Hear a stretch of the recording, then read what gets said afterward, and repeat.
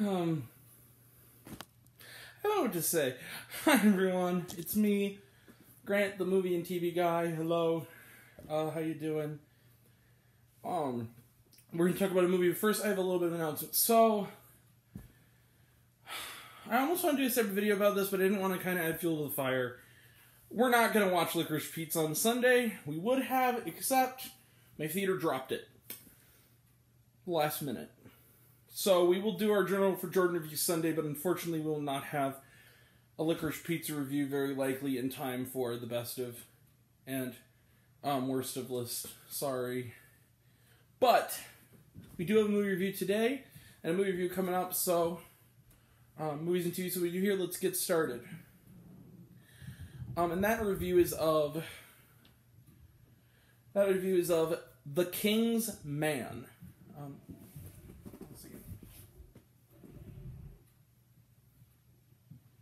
Sorry.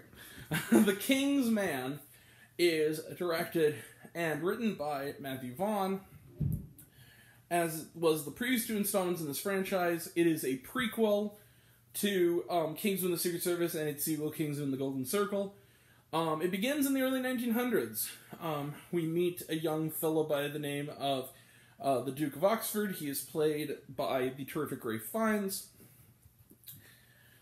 He has a young son named Conrad and a loving wife, but pretty soon, while trying to defend the royals, his wife is killed in the crossfire, and he is left an overprotective father of young Conrad.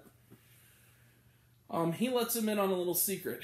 Conrad wants something more than a fight in World War I, and dear old dad tells him, "I won't let you, but I will let you in on something else." He takes him to the well-known to movie fans tailor shop known as the Kingsman Tailor, and tells him, "We are secretly me and your nanny and our other housekeeper, played Diamond Hansu, and the nanny, played by Gemma Arterton, are doing some cloak and dagger stuff, trying to protect London, and we want to join in. But when a tragedy strikes, Duke of Oxford and his team must team up to prevent the destruction of all of England, eventually heading us on a collision course with their destiny to become the Kingsman spy organization." So, I'm just going to say this right off the bat. This is going to be a pretty quick review.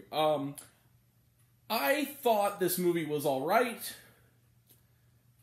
but I wanted to love it. I just thought The Kingsman was just okay. And that sucks, because the first two Kingsman movies are so much fun. Yes, the second one too. I love the first one. I think I put it on my best of list. The second one, not as good as the first one. It was a lot of fun, and it was more of the same stuff. But here, I am someone who has severe attention deficit, but I always pay attention to movies, and I never get bored no matter what I'm watching. I actually kind of fight and drifting off during about the first hour of The Kingsman.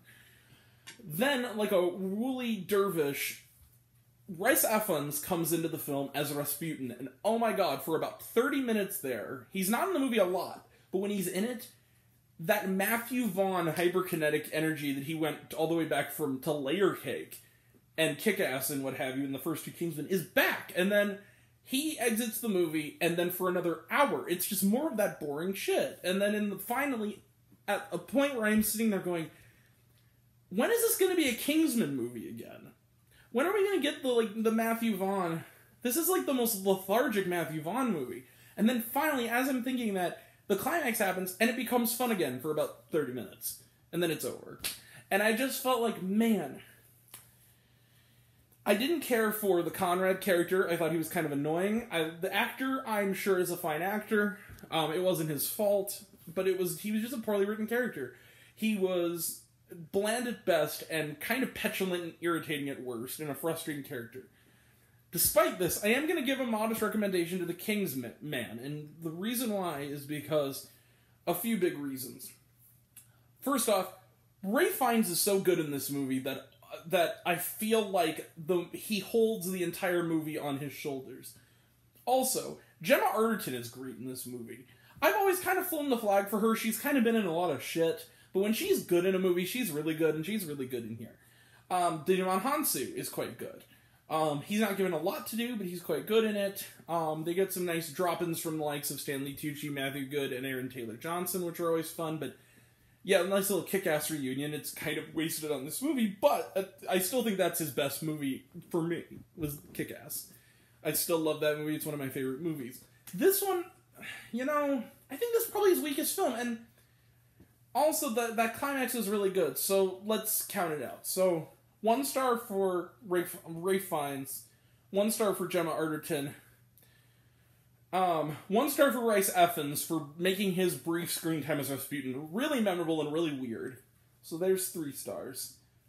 And we'll have a shared half star for Digimon Hansu, although he's more of a 4 star, and a 1/4 of a star for the climax. That comes about out to, let's just do my score. Let's close the book on it. I'll give The Kingsman 3.5 stars. Solid matinee, but it's like the lightest 3.5 stars. It's so close to being 3 stars, but I'll give it that extra half just because those elements I just described. But just let's do a proper third one. I said, you know what I said coming out of this? The person asking me, I said, it feels almost like a solid enough, like 2-hour plus TV movie pilot, a slightly bigger budget pilot for a Kingsman prequel show you'd see on FX, which is unfortunate because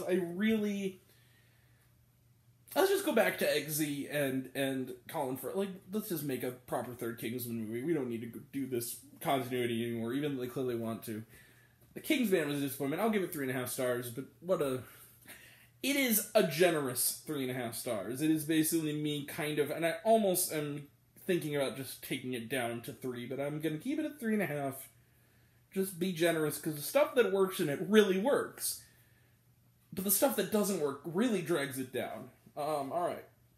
Moving on. So 3.5 stars, close the book on it. Trailer trash. We got The Batman. Looks good. Uncharted looks good. Jackass Forever looks good. Moonfall. This is a newer trailer for it. I like that they're embracing the silliness more in the more recent marketing, but it's just, I'll go see it. I mean, it's kind of a guilty pleasure. I like Roland Emmerich movies for that reason, so whatever.